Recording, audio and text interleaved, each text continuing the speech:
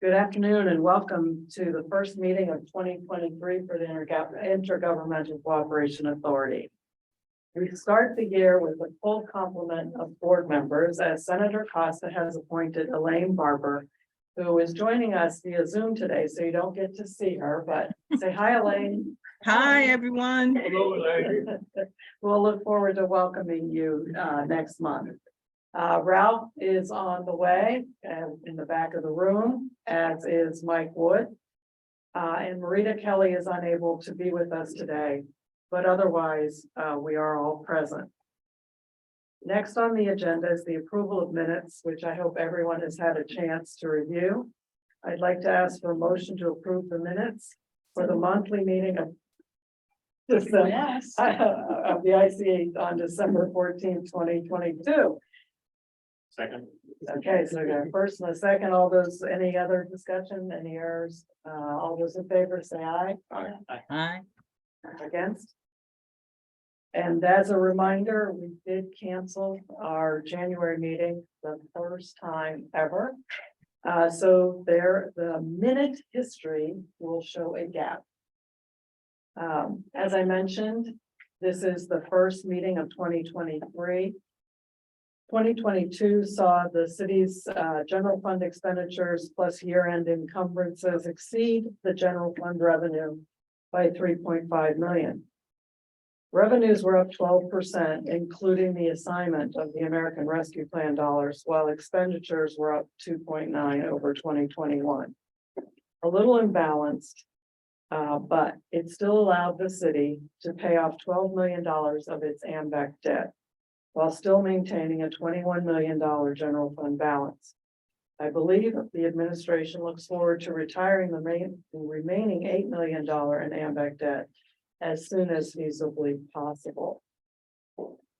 Last month, it looked as though the city had a full-time engineer coming on board. Unfortunately, he changed his mind literally at the midnight hour. So the search is open again, and we still have Dawood engineers on board in a consulting capacity. The audit is nearly complete, and we look forward to scheduling a presentation by the auditors sometime very early in March, which is actually next week. Stay tuned for that meeting, which we will conduct virtually. I am hopeful that City Council will bring forth its recommendations vis-a-vis the mayor's priorities submitted last year regarding the American Rescue Plan monies.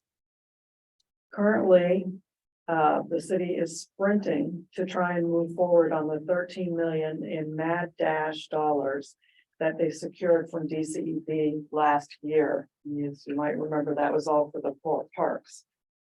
My understanding is that $10 million of that is to be spent by June or risk penalties or potential clawbacks by the feds.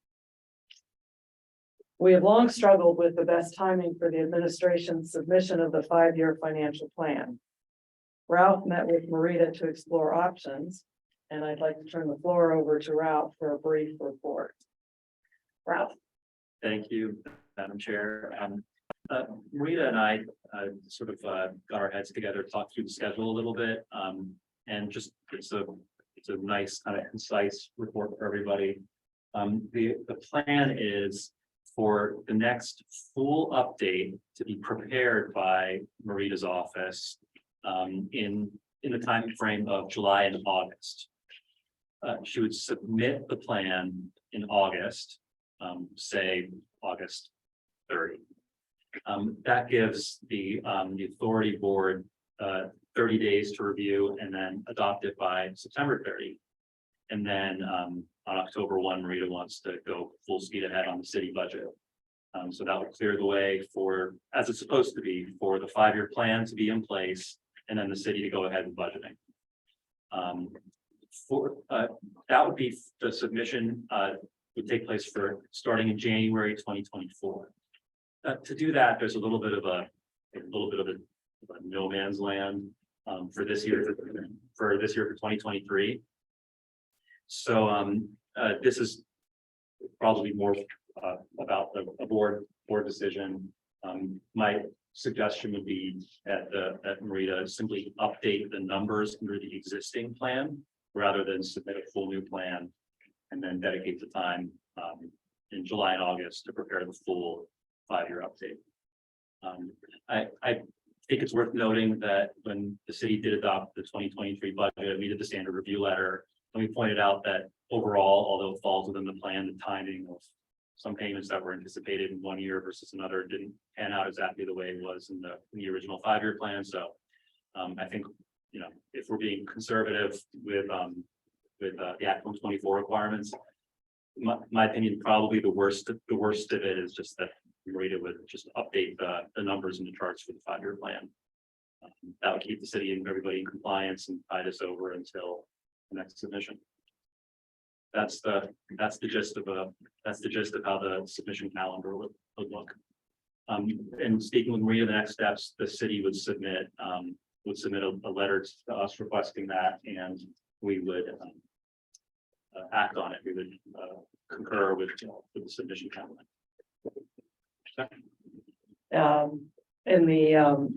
So we can, so that's a great update. Thank you. And thank you for talking to her to get that ball rolling. We talked about this last year when it was submitted about how maybe the car was before the house, of course. And so that's great progress. And as Ralph mentioned, Marita did agree to have updated projections, at least for that initial chart, by our March meeting. And this is, in my opinion, this is very important because the plan projected FY23 revenues of 67.2 million versus 75 million currently in the budget. So that's Say that number again.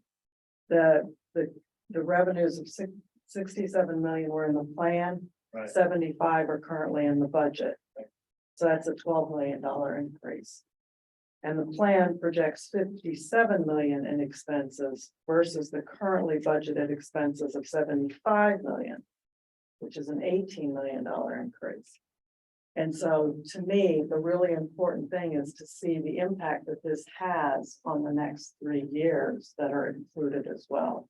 And then beyond that, we'll work with Marita to see which other charts within the current plan we would like to see updated. And Neighborhood Services Fund might be one of those. We did get we got the DCD report that Brian sent in today, so everyone can see how the current year is unfolding, and I think it's pretty much exactly as you would have projected. I think revenues are a little up from last year, and so Somewhat. yeah, a wee bit. They're very, very comparable to January of 22. So we'll look forward to that, and we'll get, I'm sure, the controller's report shortly here, which just does a little bit more comparison with prior years across the different departments.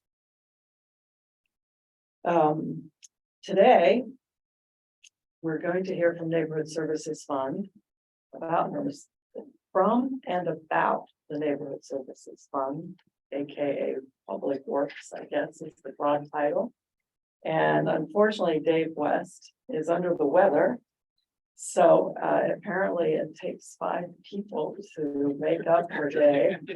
And I think that's very flattering to him. And so as Brian told us just before we started the meeting, he wasn't quite sure how Dave was going to proceed. And so he has some numbers that he'll share with us, but I think what I'd love to do is hear from the representatives first. The Neighborhood Services Fund has long been an interest of the ICA from when we first started 3 or 4 years ago. The numbers are sometimes precarious financially. We know that expenses have gone up significantly for things like trucks and maintenance. And then we have 3 contracts that see us performing services in neighboring communities, and we don't know whether or not that's sustainable or not. So what I'd like to ask is, we can just go straight down the road here. And if you could introduce yourself and then I think just share anything that you feel might be of interest. And if you don't mind, after each person, I would just allow my colleagues to ask questions if they had any. So all those in favor stay. All those opposed to that idea may leave now, but I will tell Dave. Let's start with you. Okay, my name is Austin Griffin. I'm the Deputy Director of Public Works for the City of Harrisburg. I'll be presenting the numbers for you today. I have handouts if you guys would like. Yep. We'll just ask for that. Exactly. Austin, you're the name. Yes, sir. There's probably 10 there. We'll keep it going. They'll come back around for you.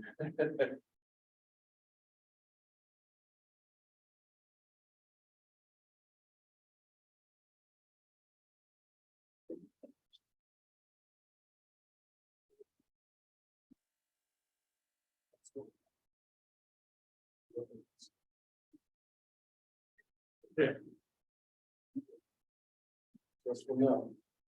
That's perfect. I'm glad I printed it. So this is our fourth quarter report from October 1st to January 31st for 22.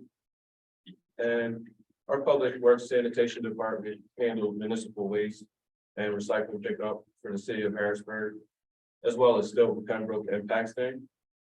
The municipal waste numbers are as follows. Harrisburg, we picked up 6,591.46 tons of trash. For Stilton, 377.27 tons.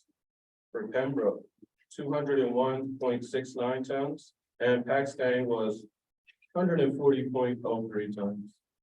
Our recycling numbers are as follows. Harrisburg, we picked up 369.36 tons. Stilton, 57.04 tons. Pembroke, 28.14 tons. And Paxton was 31.19 tons. Our billing department handles our phone calls and emails and such. They answered 2,071 phone calls in that quarter, along with 962 emails. Our highway department, who handles illegal dumping, bulk pickups, yard waste pickups, and other needs throughout the city. They handled for illegal dumping 89.93 tons of trash. Bulk pickups were 10.63 tons. And we picked up 34.74 tons of yard waste. And our vehicle maintenance center serviced 272 vehicles in that building.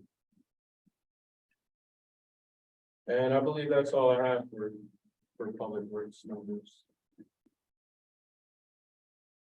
Questions, observations? I've made this observation before. I want to commend Paxton because they're really good recyclers. Yes, I mean, percentage wise, they blow it out of the park. and it's clean recycling too. Is it? Oh, so we need some gold stars there. Because we do have problems with, what we have a manager who educates, so when we receive like dirty recycling in a can, we'll still take it, but we'll send someone out to try to educate the homeowner on what they should be putting in there and what they should not be putting in there. It's not like we don't want to pick it up, because we do want to still continue to pick it up, but we just have to like sort through it a little bit, get the trash out, put it where it needs to go, and then put the recycling also where it needs to go. Ask you about two of the things you reported on phone calls and vehicle serviced. Yeah. Can you just say a little bit about what that entails? Is phone, for example, is phone calls outgoing calls to collect? No, they're incoming phone calls. Usually, I mean, sometimes our guys will miss a can or something like that, and we'll have to go back and pick that up and things of that nature. And then on the vehicle service to 272, what does that all entail? We service all vehicles for the city, so that's oil changes and for police and everyone. Okay. it's a big number for service for a quarter, but there's a lot of vehicles within the city. And they also service, our daily needs on trash trucks and something higher or whatever that might be. Thank you.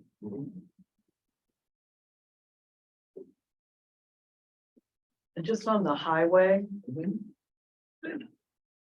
So that is. What highways? I mean, Our highway department, okay. Because the yard waste. Must be special because the rest is covered by CRW now, right? we handle all the yard waste for the city of Harrisburg. With our leaf trucks and our residents put out leaf bags. Yeah, And we'll go around and pick those bags up. oh. And we use our highway department because our sanitation department is kind of busy just doing the trash and recycling. So our highway department goes around and picks those bags up, and the leaf trucks are kind of a specialized truck that you kind of drive and use a hose at the same time. So That's what you're talking about. Yes. Okay, not the people that come and pick up my yard waste bags. well, they're also Both of them, okay, they're also included in that number also. sorry. Do you have responsibility for determining whether or not this has been done within the constraints of the budget? Yes, we operate under our budget and we try to keep things within that budget. And during this quarter, was it within budget? I believe so, yes. I can't give you an exact yes, but I believe so, because we just try to keep that throughout the year, just operating in the budget without having to reallocate or anything. Thank you. Yes, ma'am.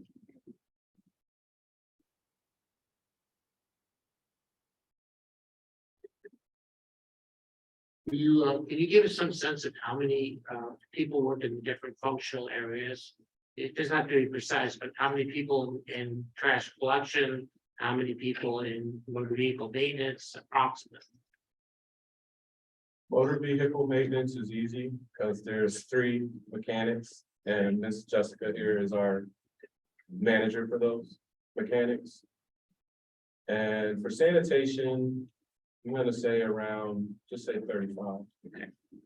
And highway, I'm gonna say about 10. Yeah, we have 10 guys in here. Thank you. That was great.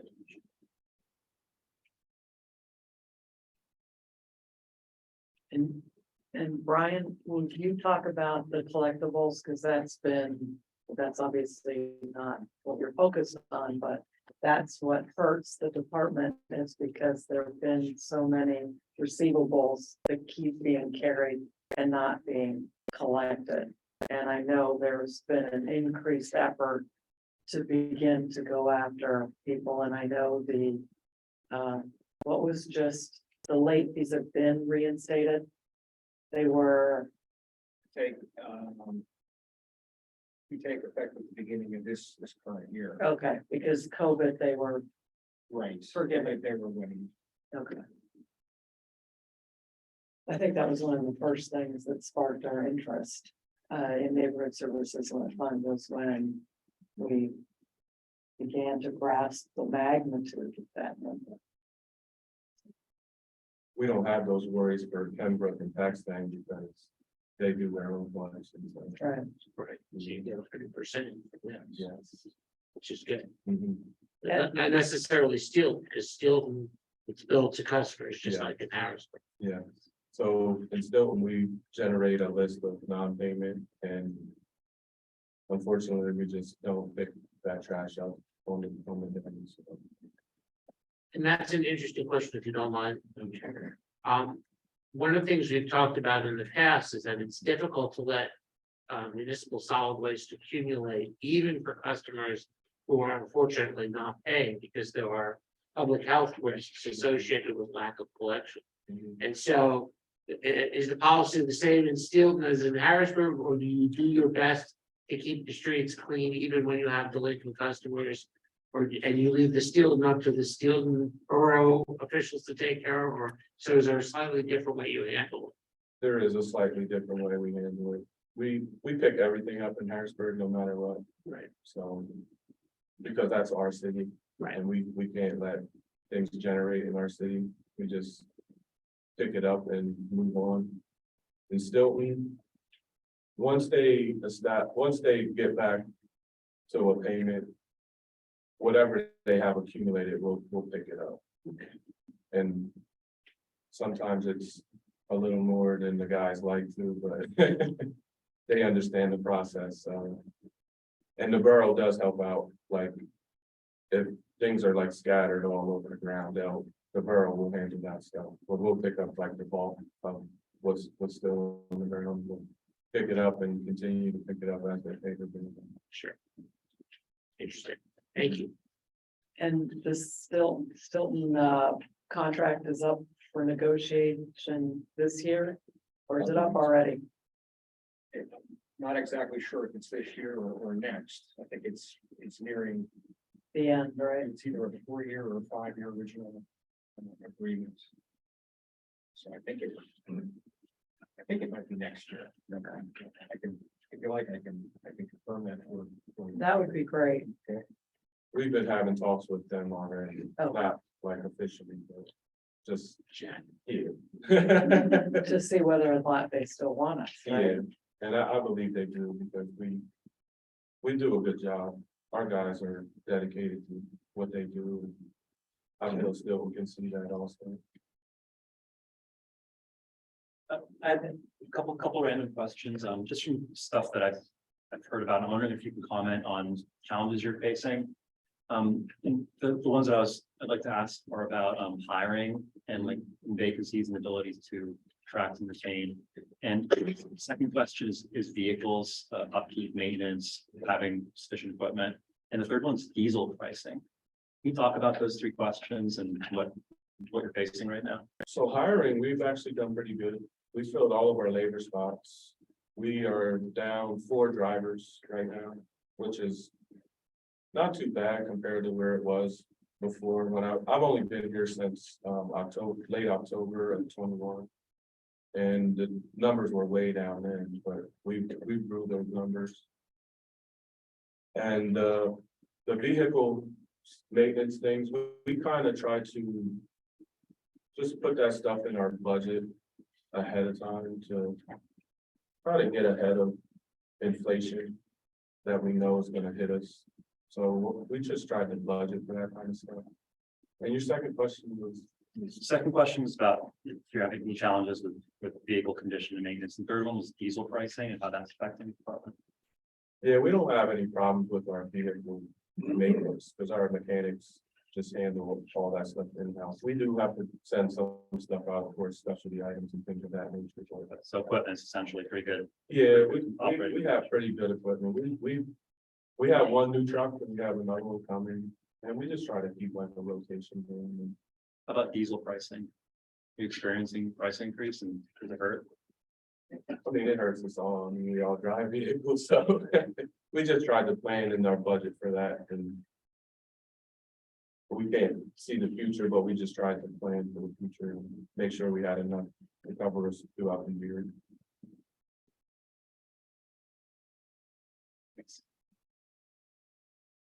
Madam Chair, Mike, if I may just add, just from personal experience in representing municipalities in the central Pennsylvania area, with a number of municipalities recently going for renewals of their solid waste hauling contracts with private contractors. We have seen incredible increases in the costs, even through competitively bid contracts, increases of 40–50%. Going, and those are typically 3 to 5 year contracts that we have with the local municipalities, and a lot of those costs are being driven by increased overhead, fuel costs, and whatnot. And so I share that because when it comes time for the city to negotiate new contracts with the surrounding communities, of course, you want to be competitive and try not to drive them towards the private contractors, but just keeping that in mind with what those communities might be facing if they were to go out in the open market and competitively bid their contracts and try to come up with a rate that would be that would maximize revenue for the city, but still being competitive compared to private contractors. Great point. Thank you, Austin. Vehicle maintenance, what is it? You? Yes, I'm Jessica Williams, and I'm the fleet manager for the VMC, which is for the Vehicle Management Center. So that's where where our mechanics are that do the in-house repairs for all of our sanitation vehicles, highway vehicles, police vehicles, and some other fire vehicle parts and operations as well. As far as the maintenance repair, not so much body work, as far as collision and things like that. So we also do the administrative side of the fleet, as far as you know, registration renewals and dealing with PennDOT and our lease vendors and different vendors and manufacturers. So I kind of the manager over top of again any repairs for the maintenance portion and mechanics, and we also have an in-house parts department to where we order all of our parts for the repairs for vehicles in house, as well as keeps into the inventory system as far as like the warehouse and inventory. So we have that as well for keep things in stock. So I manage that department as well. Thank you. Questions? Would you agree with Austin that everything's in pretty good shape, or? Yeah, yes, as far as just in comparison, good shape, yes. I would not consider a fleet on its last leg. I guess you would use, one of those terminologies. However, something that and I'm quite new, I'm only in my 4th month here. However, something that I would like to delve into, especially this year, is to analyze the cost a little bit closer as far as what our actual repair costs, not necessarily maintenance, but what our repair costs have been for after the fact that possibly may have been preventable, versus maybe a monthly or annual lease cost would be. So, as far as if the vehicle that, cost us in the last quarter or the last year, far further, cost is greater than what an annual lease amount will cost for a newer vehicle, and also include that. So things like that, I kind of want to delve more into the analytics of the budgets as far as what has been costing us and how we can save and where we can save. As far as the utilization and the replacement cycle and everything like that. So Not a question, but just for what it's worth, if it's helpful, I'd like to offer a comment. It predates both of you here. I want to say it's a little over 2 years ago. We were working, the ICA does a 5-year plan process with the city every year. And it was, I think it was the 2021 5-year plan. And maybe it was 2020 years. Yeah, it's like Not really clear when they were. But what was interesting was when they were doing a presentation on municipal waste collection for the outside municipalities, they were trying to figure out how to price it. And I think we were pretty sure that at the time, no one had figured out like depreciation of equipment. They were just saying, well, here's what it costs to fill gas and pay a driver. So what was interesting was kind of a disconnect where there was ultimately like an outside consultant for the city who just like added a line on a spreadsheet to us, but it wasn't really like, it wasn't like a cross-functional, like between the public works and trash folks and like the city managers who were working on pricing. So that which tells you a couple things, one, maybe disconnect in communication, but 2, probably the fact that it didn't exist. The analytics weren't happening a couple years ago. So so my comment would be to encourage you to take your line of thinking and run with it. Because from the experience that we had, it wasn't taking place. And the fear would be that we're servicing municipalities, especially third-party municipalities and outside municipalities. And we want to make sure those contracts can pay for themselves because they're not city taxpayers, they're a different municipality. So that's, if that's helpful, if that gives you a little sort of moral support, please. Yeah. We'd love to. No, we're lucky to have her. She's done a great job since she started. So, right. And if you're interested in seeing any of that information that we got, it's a couple years old now, but if you're interested in seeing the extent of what they did do at the time, just reach out. okay, I will, thank you. as well as a lot of experience managing vehicle maintenance operations and busting things out. So feel free to pick my brain for free anytime. you want. Okay. He's the borough manager down in Chambersburg. Okay. This wasn't just homework for here. All that, how to figure out what makes sense financially. So, Thank you very much. Good afternoon. My name is Michael Parker. I'm the city clerk for the city of Harrisburg, here representing city council. Thank you. We'll let Brian go last. So. John Watson, highway manager, of the city of Harrisburg. Just to expound on what my department does, we do leaf collection, as was already mentioned, leaf bags, we also do yard waste collection.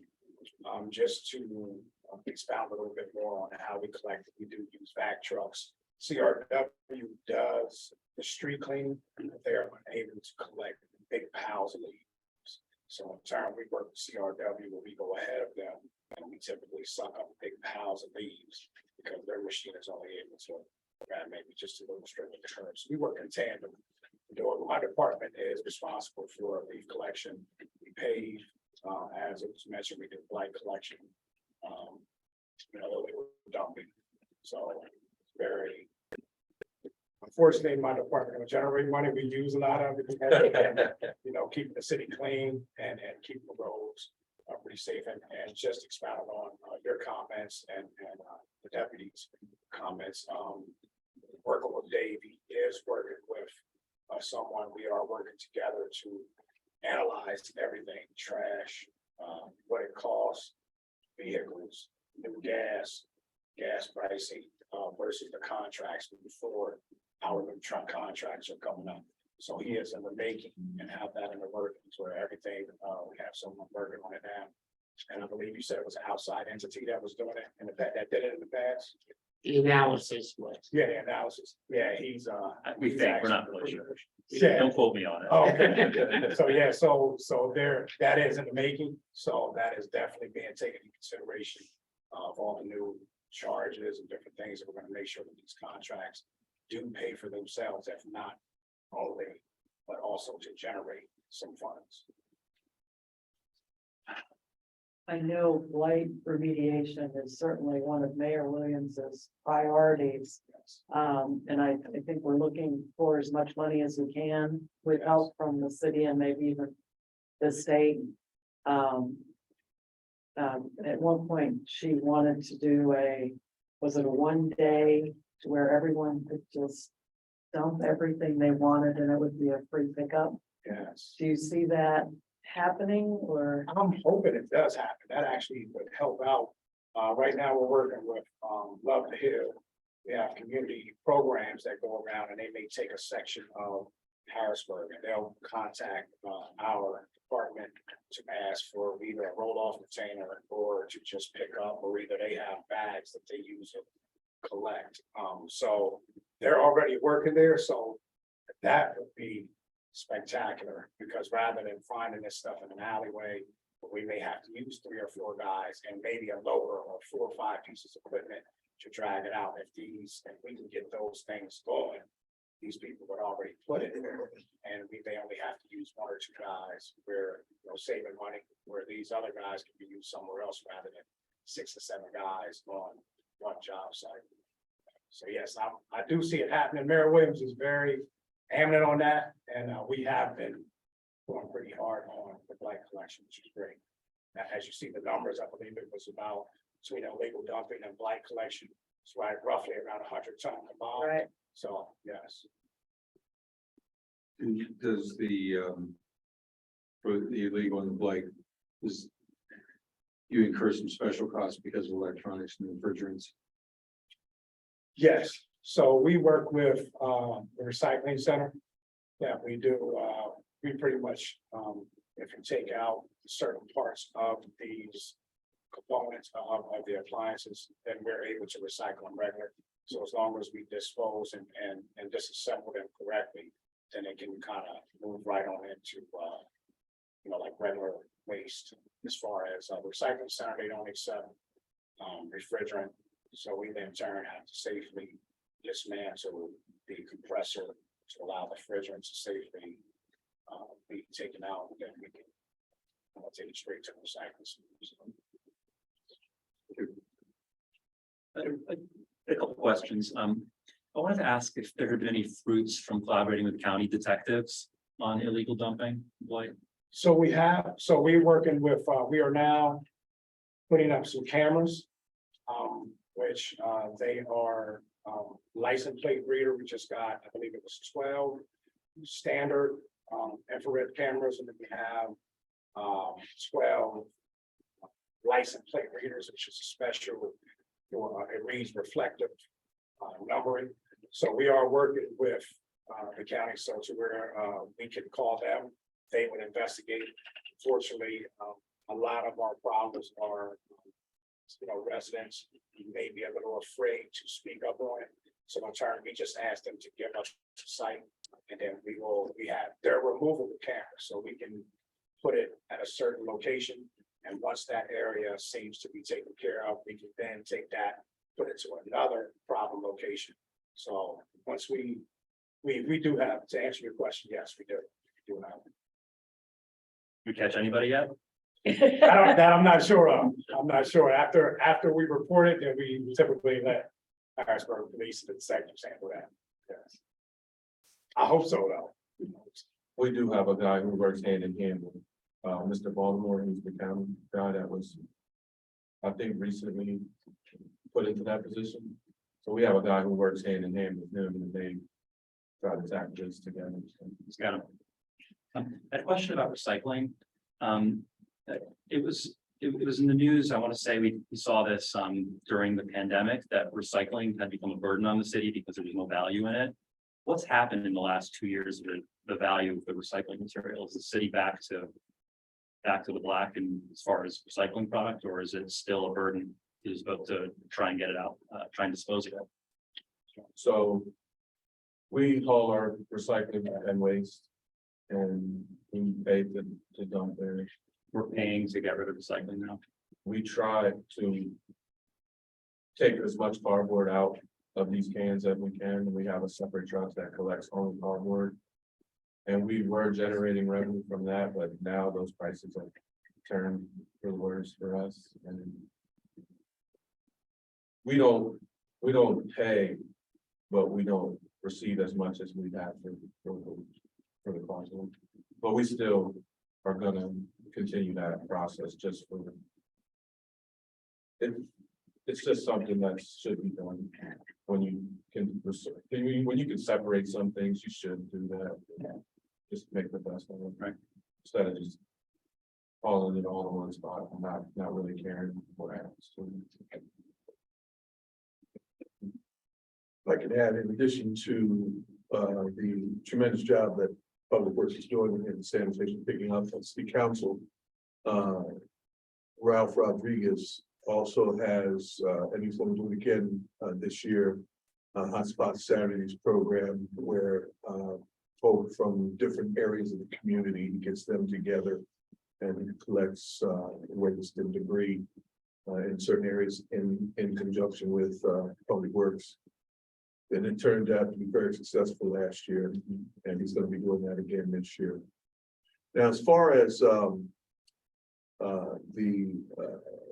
dumping and trying to catch folk, there was an incentive program years ago that the city had, and it was in conjunction with the police department. It's called Trash Busters, and it offered a $250 reward. Now, I did mention that to someone in council earlier. I don't know, it was just a thought. And of course, I don't, at $250, I think should be, boosted a little bit, given, we're talking about 30, almost 40 years ago when we ran this program, and things, the cost of everything is going up now. $250 doesn't go as far as it used to.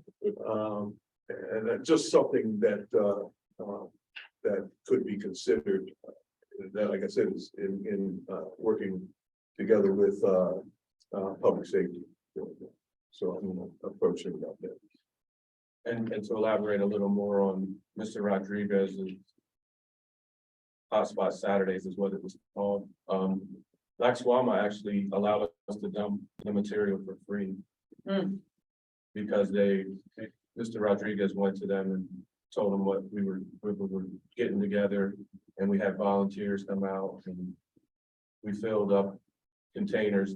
Laxwama would only accept the containers, which are roll-off containers, like a big dumpster thing that you roll off. And they would allow us on, like, they did it on a Saturday and they knew that we would bring it on the Monday. And they would allow us to dump those for free, so we didn't have to pay for that trash that was generated. Here's some inspiration. I wanted to share an idea from a few years back that never went anywhere is to, it requires cooperation from Lexington in dealing with blight, specifically with condemned buildings. To have, because a huge demolition right now, building demolition is very expensive, and a huge component of that is the cost to get rid of the waste. So I think it would really help the city to accelerate the demolition of the condemned buildings if you can get the cost of it down. And I think the city still runs its own program to demolish a dozen or so, dozen plus buildings a year. That would be a great starting point. And if you could even extend it to private individuals who are the program to help facilitate the cost of demoing condemned and blighted buildings, I think would help accelerate some of that. Yes, we do get a special pricing for C&D, which is brick and construction materials from Laxwama. Present. Also, Good. It's a good starting point. Yes, It's a lower cost, but it's lower cost. we still have to pay. Right. And do what you want with this inspiration, but maybe they're Come down. Yeah. maybe it's a partnership with them, and maybe they could chip in all or more. Yeah, we just have to start that Yes. conversation with them and see where it goes.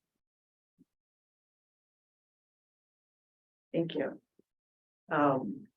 Brian, are you gonna talk about neighborhood services fund or just in general? Yeah, specifically. Okay, and because I was gonna say that if you all wanted to wait around, you're more than welcome to, but I probably, what? It's a big wait. All right, so he said make you wait. I was just assuming you're probably up before the crack of dawn and maybe We get you. they want to go, okay. We're used to it. Never mind. Brian, you're up. Exciting is. Are you gonna dance? We can do that. Yeah, we gotta work. Yeah, there's 7 copies there. They should go all the way around to Michael. Okay.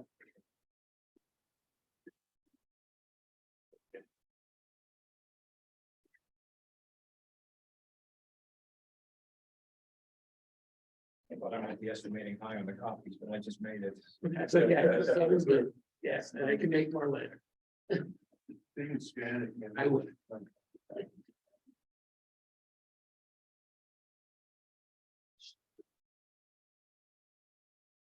There's 3 parts to that handout, and the top part is a summary for the month of January.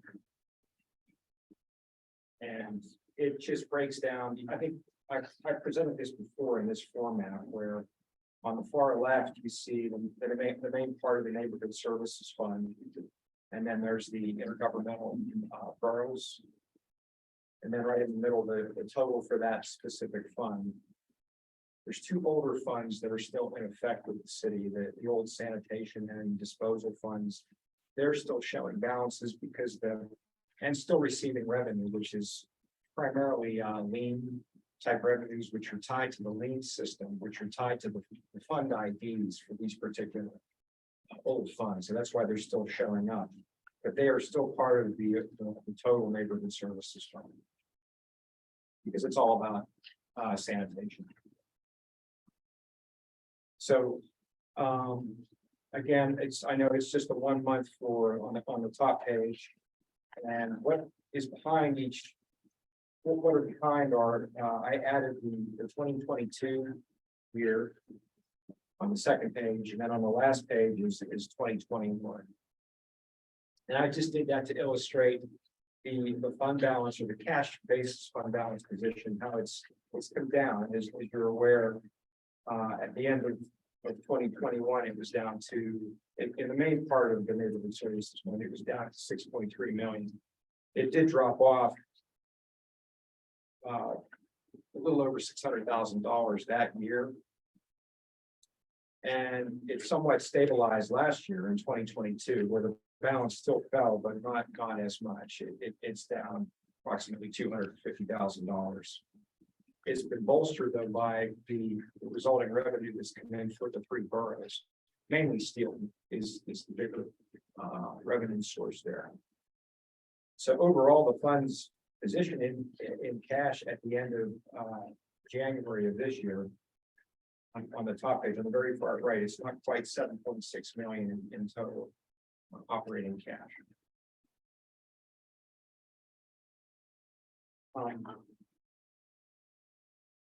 What follows is on those two sections behind that summary is actually the detail, which is reflecting the city's putting into effect a new financial management system as part of the citywide ERP software that's been being planned, but actually was implemented through the financial model.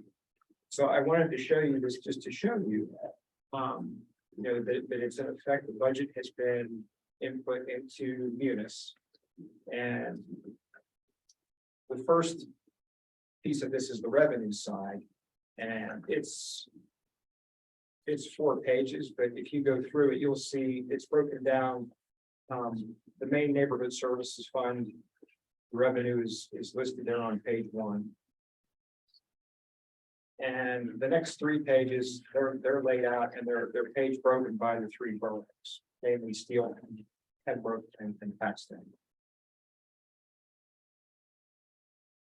So that shows original budget and the actuals so far in revenue. And the final piece of that is the more detailed section on expenditures, and it's laid out in the same format as the revenues, but it shows more detail. It's the first few pages are on the public works piece of neighborhood services, and all the detail lines are there, but they're organized by what you see in the budget ordinance. Our major categories or major object categories of personnel, services, supplies, and other, which is primarily capital expenditures. So the first three pages show the heart of the fund on the expense side, and then similar to revenue, starting on page 4, you'll see a page for steel. Next page is Pembroke, and the following is for Paxton. And following Paxton there's the parks maintenance piece of the neighborhood services fund, which is consistent with prior years. So that is it's part of the fund, but it's not so much public works. That's our parks recreation and facilities department, which is overseen and managed by a different director and group of individuals. But it is part of neighborhood services.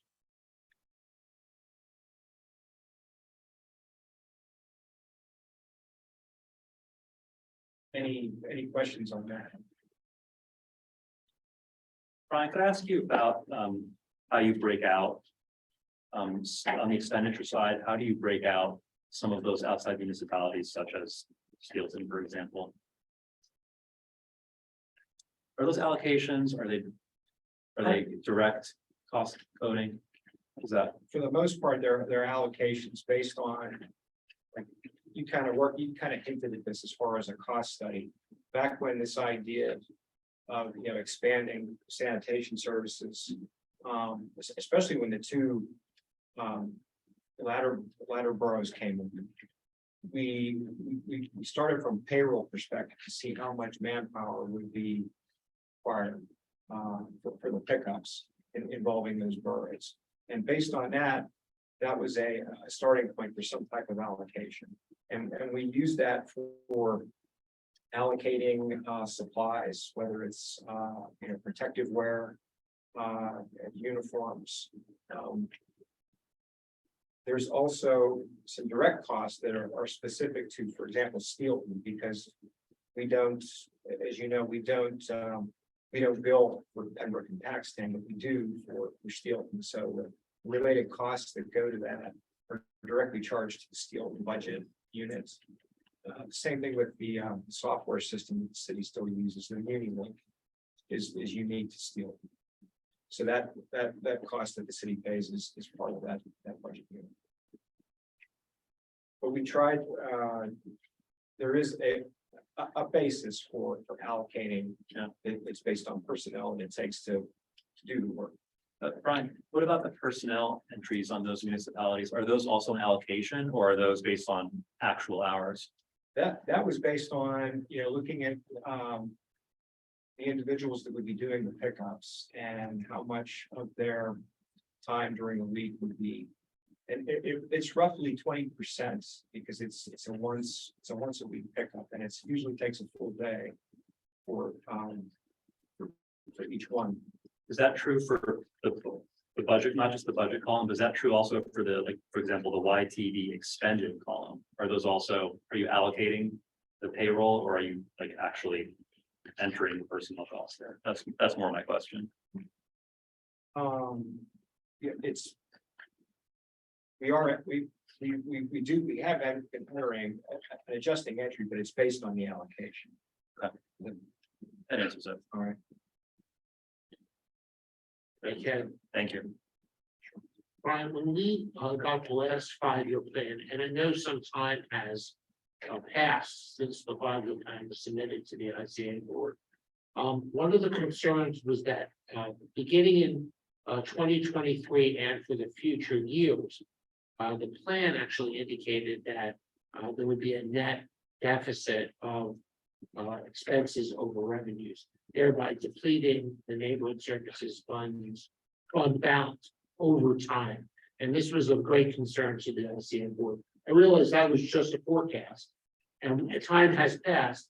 Can you elaborate for the board's sake, maybe your vision as to whether or not that's upside down look is still where we are as of today, or has things improved, or what do you see for the future? Well, I think that came into the thought process when we developed this budget for this year, because there is a significant utilization fund balance to balance the budget for labor and services. I think it's around 1.3 million. So, and you can see on that summary, again, as the cash balance continues to fall, even though it's been not as significant as 2021, but it still has fallen throughout 2022. So, and I think that goes to, revisiting, you mentioned the contract and what you were saying about how to be careful about structuring that relative to private haulers potentially. So I think that is in process right now, to try to figure that out some way, to see if I think the concern is still there. Make a long story short. Yeah. I mean, there's a couple of driving factors of the long-term issue with with the accounting for the fund. Some of it's accounting. Some of it they did by a couple of years ago. The NSF was, for example, billing and collections. A lot of those employees at in the office down in City Hall are not actually paid out of the NSF. So the NSF was actually paying the city $200,000 a year. And that stopped in order to preserve cash in this fund. So that's an example of one thing that was an accounting decision. It's not really an operating decision. The biggest issue was the rate of collecting the receivables. There was, I think what was the lowest? Do you remember what year, how low that rate was? It was 80-something% of it was receipts on the billings. 85 to 87%, I think is how low it got. And it's such a burden on the fund's ability to balance. Huge burden. And I know the rate has improved. A lot. We did analysis through June of last year, and I think it's pushing, to the mid 90% range. And actually, I didn't get, that got me thinking about just that today, because I didn't get to look at them in detail, but I wanted now to take a look at September and December quarters. I requested those IT reports today to make them available, because I'm interested to see how that rate, if it's held. But it's the improved rate has been much better in the last year or so. But there's still, there's still a big balance still sitting there in receivables. There was a third piece, which was significant. It wasn't the biggest piece, but there's a third piece, which was the budgeted expenditures that were budgeted, including on payroll and on maintenance. A lot of it wasn't done, for example, vacant positions that were unfilled. So, I mean, I think it probably, I don't know if it affected service so much as, I don't know if existing people just had to work twice as hard, but there were savings in the budget as a result of budgeted expenditures, which just weren't done. That's kind of like, we have not seen as bad fund depletion as fast as it was projected. Right. Which is in a way, it gives you breathing room, because the underlying problem still involves improving the collections rate, and making sure that there's sufficient funding in there to do things like maintain the fleet and hire personnel. Right, yeah, the concern over just that, the inflation and the capital needs that might be looming too. And Austin can probably speak better to this, but I think even though the fleet that's currently with the city is not terribly old, because we had in the last, I want to say 5 to 6 years, the city acquired like 7 new refuse trucks. I'm thinking of what we did on a capital lease financing agreement. There was those trucks. There were 2 front end loaders, and then I think just recently there's been a new truck or 2 that's been acquired. But again, you acquiring the equipment, but then you have to service and maintain, and that's really been the focus of a lot of attention with the increased cost. Brian, would you describe the neighborhood services fund as an enterprise fund? Is that how it's structured? Yeah, proprietary. Okay. Yeah, business. Business background. Yes. So I asked this because we heard that from Jessica, that the fund does motor vehicle repair for other departments of the city. And that would lead one to believe that it's more like that part is more like an internal service fund. Whereas it should be able to collect fees from those departments for the vehicle maintenance that is providing on behalf of the other department. Maybe you had that worked out. Could you shine some light on that first? I think I have a handle on that. So because in the VMC or Vehicle Maintenance Center, it's actually part of the general fund. Oh, okay. In full.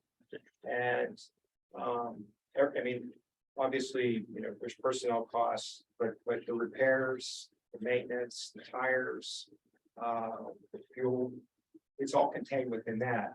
But on a monthly basis, one of the individuals there, she does a monthly report that costs out, allocates, records the cost, whether if it's just city sanitation or the 3 boroughs. And they're columned off, and that is, there's a way to recoup that or charge back from that fund from neighborhood services to reimburse the general. So the operation of vehicle maintenance sits in the general fund as part of the main governmental operations of the city, which makes sense for other departments that are also in the general fund, such as the fire bureau or police, because those are general fund operations. So the fact that the vehicle maintenance would not be seeking reimbursement for those operations, the maintenance of those vehicles, is logical, because it would just be different cost centers all in the general fund. But for those things that sit outside the general fund, like the sanitation trucks, which sit in the neighborhood services fund, there is some sort of cost allocation and payment interfund transfer to from or something that you are making the general fund whole on the vehicle maintenance being provided on behalf of the neighborhood service. Yes, there is a revenue line in the general fund, it's budgeted for just that. Okay, great. That works. Yeah. I think, I Okay. think we're good. Yeah, Got lots of information. It's very exciting to see. I think this is our first printout from the new system, right? It is. It is, and we like that because it's the data that we can get our hands on. So thank you. We're very excited. And Jeff knows this too, that email that I did last night to Mandra at DCED, that includes. Yeah, It includes all city funds, all city appropriated funds, including the general fund. So that report is on that email too for the general fund. And it's actually, though, like I did this, I broke this out by revenue and expense to keep it easy to follow, but that report, and I'm still grappling with the system on how to do this report, that report. But it's one report that has both revenue and expense. So, and it gives you, obviously a net at the end too. You can see that net difference. It's a wonderful report. I love the working part. That's always my favorite part of the report, which isn't. And just to let everyone in the room know, it does go on our website, so it is available to the public. So hbgica.org,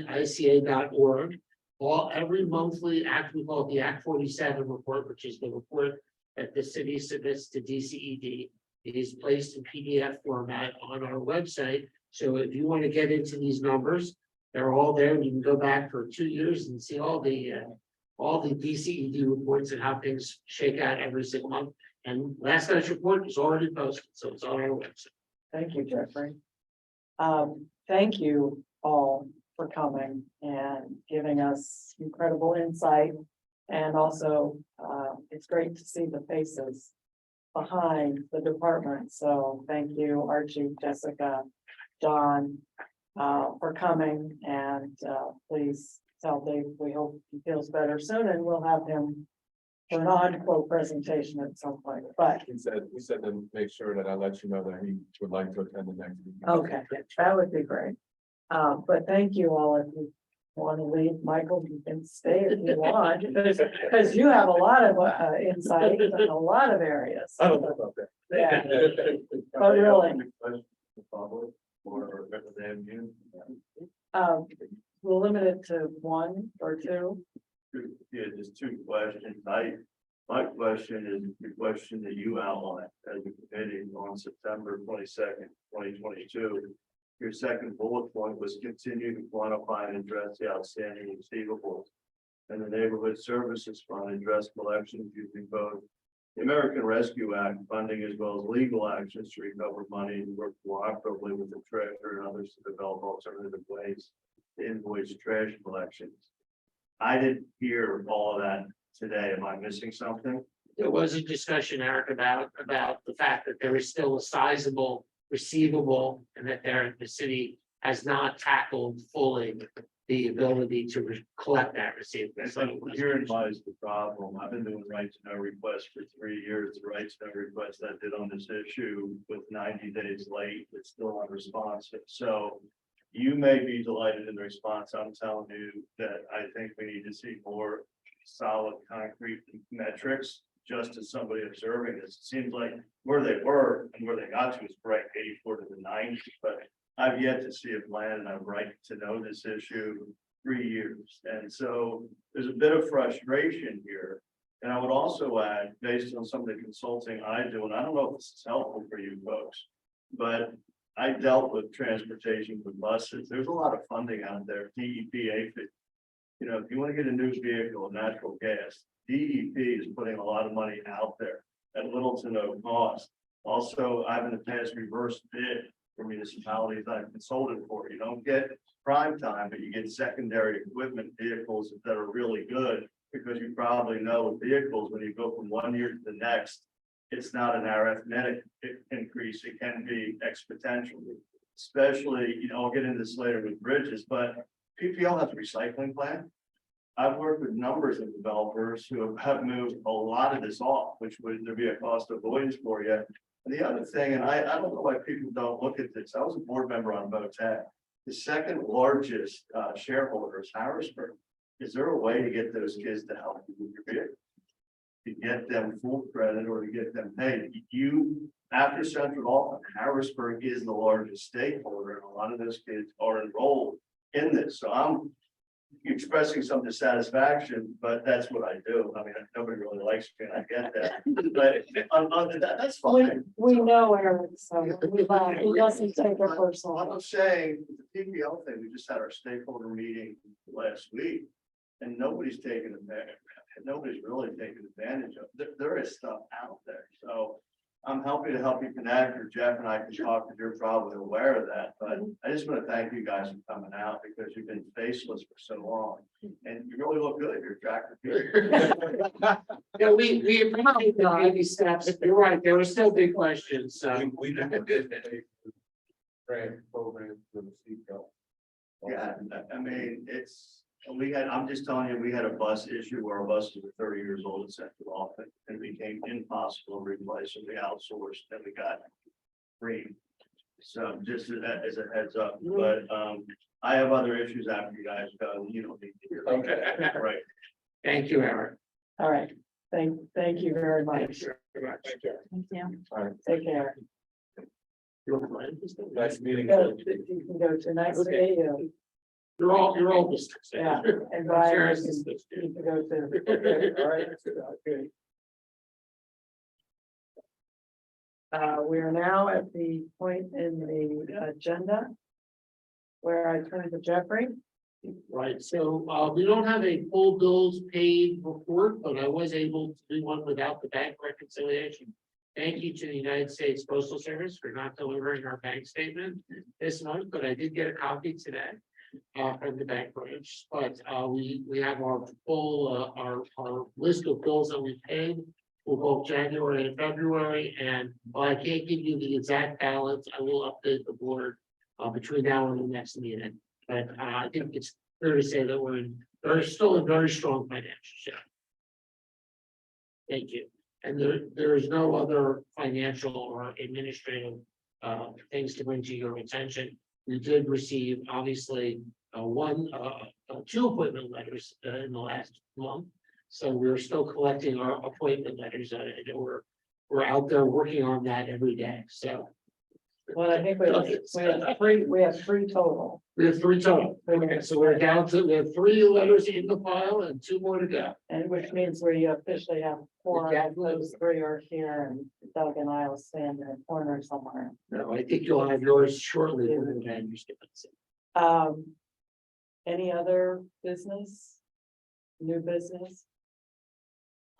So our next meeting is March 22nd, and I believe you had already indicated that there are people that you've invited. Yes, Sure. yes, it is my understanding that we will have Denise Hill here.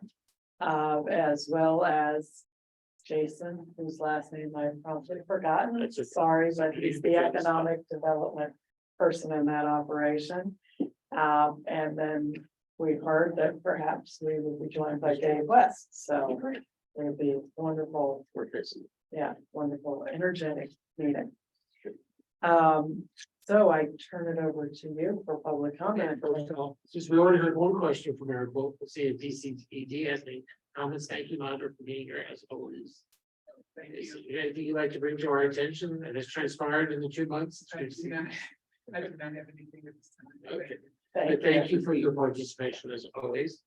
Eric, if you have any other questions? Yeah. And I want to introduce yourself for the record. Eric Epstein, Rocky Capital. There's 2 pending infrastructure issues that aren't talked about here that I think are gonna have really big consequences for the city of Harrisburg. To their credit, they're attending regularly now the HATS meeting, the Harrisburg Area Transportation Study. I brought you 2 copies of this. PennDOT has a new approach to bridge planning, and there's a lot of deficient bridges within the city of Harrisburg. What's interesting is a lot of the bridges that they have almost, I mean, they're from the Eisenhower interstate system, 56 to 72.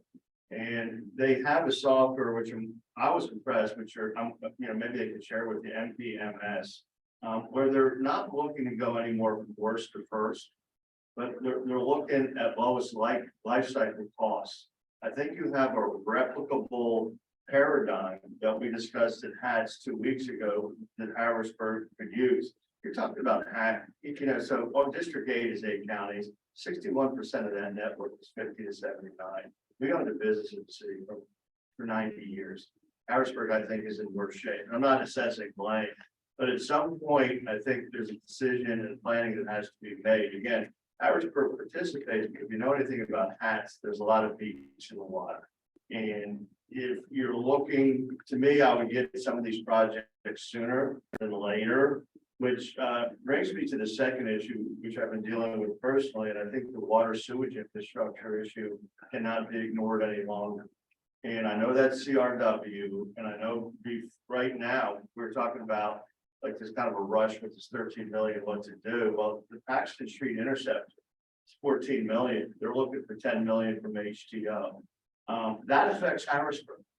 You know, the settlement that was just done, I brought the gentleman from the Riverkeeper here to the last meeting. That's a $250 million bill. So as we're going down this pathway, and everybody talks infrastructure, though, based on what Lancaster County did today, I don't know if anybody's spending money on infrastructure. I think there's a huge issue here, and I don't know if it's your responsibility to say, hey, what's the plan with water and sewage? Because every mayor I've dealt with has not addressed it. Simply push it off. They would say, we inherit an infrastructure that's falling apart. It's not getting any better. And Capital Region Water, they may not be the Harrisburg Authority, but I've got problems with them as well. But that's just saying, how do you as an oversight agency not take that into consideration? Sure, so Eric, we have had Capital Region Water visit us in the past. And it's probably a time to bring them back and talk about their long-term fiscal health as well as their capital planning process. And I'll certainly talk to the chair and see if there's time in one of our future meetings where Capital Region Water can come back and talk to us about some of these obviously serious concerns. I know and Member McNett has brought it up several times, concerns about the combined sewer system and the fact that that needs to be addressed someday, somehow. And it's been generations and it's not being addressed yet. So Let me just point out. Good point. Out of the sewage overflow going into the bay, all right, so out of the 1.1 billion, 800 million is coming from here. It's not like you're off the radar. And I don't live in the same world as you do. The world I live in is pretty rugged litigation. So it's just a friendly heads up that this was settlement that we just had. Hopefully will move people in the right direction. And I think as part of the settlement, there's punitive measures. You know, so this is happening and it's happening now. You know, you can do with that information what you like. I know as a business owner in this city for 90 years, who was on the Paxton Creek, we were literally underwater a lot. We left coming back. So again, it's not a criticism as much as, boy, this is a pretty big issue with both water and sewage and the bridges. Hopefully somebody's paying attention. They left. I didn't want to ask them. no, but it's a good question and to bring up in future conversation. So I appreciate you bringing it to our attention, keeping it on our radar. Yeah, can you, when Capital Region comes, can Yeah. you ask them to stay to answer questions? They left before public comment. Okay, I'll talk to the chair about it. It's our meeting, but we'll see if we can work something out for next time. But I really do appreciate you coming and keeping things on our radar so we know what issues are important. So I appreciate that. I appreciate you having the neighborhood services here. They seem like there's improvement, but I don't think we're there yet. Thank you. Turn it back to the chair. Thank you very much, Jeffrey. I don't think there's anything else on the agenda, so if someone wants to make a motion to adjourn, So moved. we are finished. Okay, 5:15. Thanks, everybody. Thank you very much. Thanks, Elaine.